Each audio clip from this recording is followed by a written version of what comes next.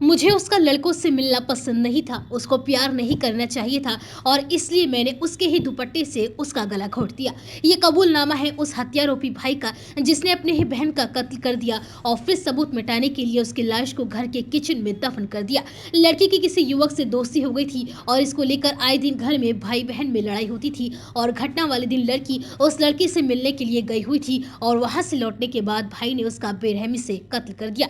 यह दिल दहला देने वाली वारदात सामने आई है उत्तर प्रदेश की राजधानी लखनऊ से। लखनऊ के शेरपुर में हुई इस सनसनीखेज वारदात की जानकारी पुलिस को पहुंच गई। एक अनजान नंबर से आए कॉल में पुलिस को कत्ल, कातिल और वजह सब कुछ बता दिया गया। ये भी कहा गया कि लाश कहां छिपाई गई है। इसके बाद पुलिस ने भाई को अरेस्ट कर लिया। शेरपुर थाना प्रभारी सुनील कुमार तिवारी ने इस घटना की जानकारी देते हुए बताया कि रविवार रात को पुलिस कंट्रोल रूम पर एक फोन आता है और कॉल करने वाले ने कहा कि सर एक मर्डर हुआ है, हमारे इलाके में सबको पता है, अगर आप आए तो आप बॉडी को रिकवर कर सकते हैं। कॉलर ने अपना नाम नहीं बताया, ऑनर किलन से जुड़ी जानकारी दे दी। इसके बाद पुलिस की एक टीम शेरपुर के पलरी गांव पहुंची और यहां हिमांशु घर में ही मौजूद था। वह पुलिस को देखकर घबरा गया। पुलिस से पूछा कि तुम्हारी बहन कहाँ है, तो बोला कि वह अपने दोस्त के घर गई है। पुलिस ने जब उससे सख्ती से पूछताछ की तो उसने बताया कि बहन की लाश रसोई के फर्श के नीचे दबी हुई है। इसके बाद हत्यारोपी भाई हिमांशु को पुलिस ने हिरासत में ले लिया और अब उससे पूछताछ भी की जा रही है।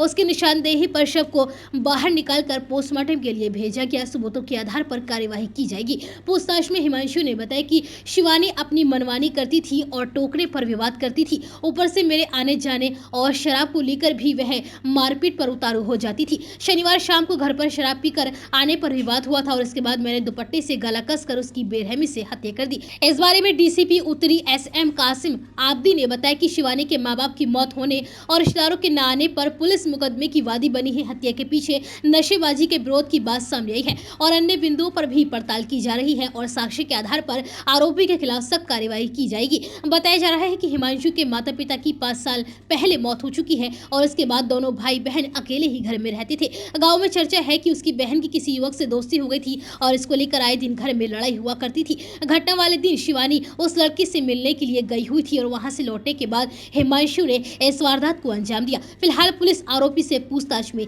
जुटी हुई है। प्रकरण में तत्काल अभियोग पंजीकृत किया गया है। अभियुक्त हिरासत में है।